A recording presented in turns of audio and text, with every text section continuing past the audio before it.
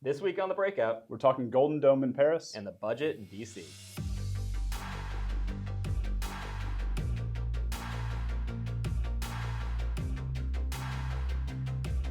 Welcome to The Breakout. I'm Mehta. And I'm Lee Ferran. Lee, Paris Air Show happened a couple weeks ago, Right. but there was one piece that we frankly just didn't have time to get to until recently. You were gathering a lot of string on this. It was a complicated story, but it's about Golden Dome. Tell me about Golden Dome and what you learned in Paris. So it's interesting. Obviously, Paris is an international air show. This is a U.S. Homeland Defense project. But the truth is, Paris works as kind of the mid-year, get everyone together in one place and talk about it. And everyone wants a piece of Golden Dome. So a couple of companies made an effort to really go out there and talk openly about this. Lockheed and RTX were kind of the two big primes who were really the ones hosting events about it, talking openly about it. There was some really interesting thread there. Let's start with Lockheed, I think. Sure. The world's biggest defense contractor, used to big projects. So they're openly pitching themselves as potentially the kind of lead integrator. And we should be clear, like Golden Dome, this is the Homeland Missile Defense Shield. That is, a lot of it is on the drawing board still. And this is one thing that you discussed with Lockheed, but they're a big company. They're used to big projects. It's going to be complicated. This is the role they are pitching themselves as playing. Yeah, at least part of the role they're pitching themselves as playing, right? They looked at a project they have out of Australia called Air 6500 because the Australians name things in a terrible way. And they said, look, we could do an integration kind of like this. That was interesting to me. Another aspect that both Lockheed and RTX, and actually Leonardo DRS, when I talked to their CEO at the show, also talked about this.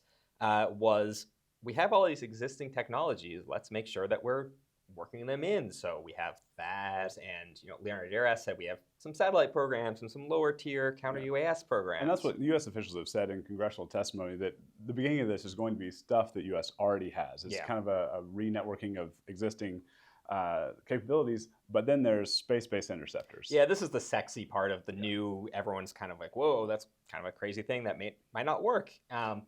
So I asked Lockheed executive, hey, are you guys going to pitch on this? And they directly looked me in the eye and said, yes.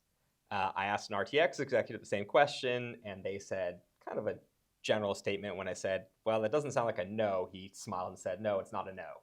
So I think you can take a good guess both those companies are going to be going after that piece of the technology. Well, and sure, I mean, at this point, with everything on the drawing board, there's no reason to say no to anything right now. Yeah. It would be interesting to see how this develops into a concrete plan. And you spoke to some smaller companies as well about jobs they might want to do.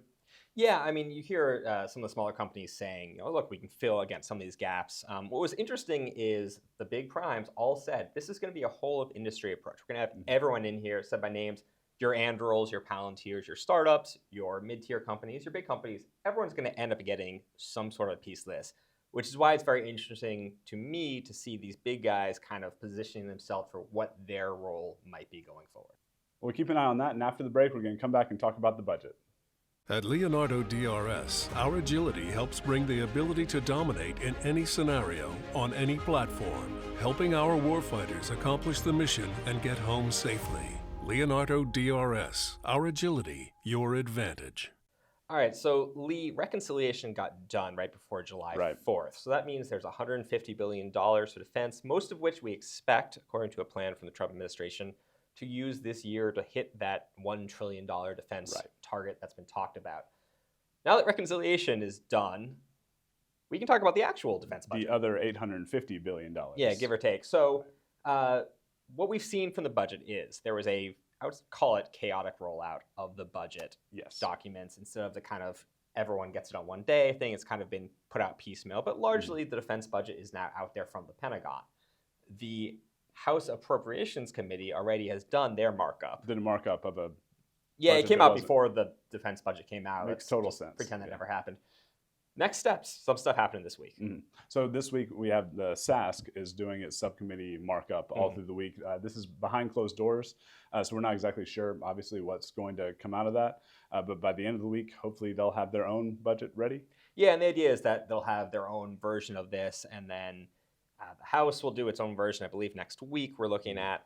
And then eventually the Senate appropriators, who tend to like to go last just because they kind of can. It's just kind of their thing. And then, eventually there's a reconciliation of, well, not reconciliation, that's a bad word now. Everyone gets together, they, sync them up, and eventually we have a defense budget. In theory, of course, as we know, this tends to drag on well past the October 1st deadline, and then we get into CRs and it becomes a whole big mess. The point is, we're finally starting to get details in, and with reconciliation done, I think we're going to start to see people being, frankly, more open and willing to talk about what this is going to look like. Right. What's also interesting with reconciliation, though, is unlike the regular budget, if I have this right, the DoD doesn't have to, by law, spend the money on the things that Congress tells them to. Yeah, this is one of the interesting things about reconciliation that I found, is that really it seems like nobody fully understood the process to this level. And it's partly, especially on defense, it's never been done for defense before. Right? Reconciliation has happened in the past, but defense has not been part of it. And so there's been kind of a back and forth about what this looks like, who gets to say where this goes. This is all stuff that we're finally going to be able to see shake out going forward. That'll do it for us this week. Make sure to like and subscribe to The Breakout to get it delivered directly to you.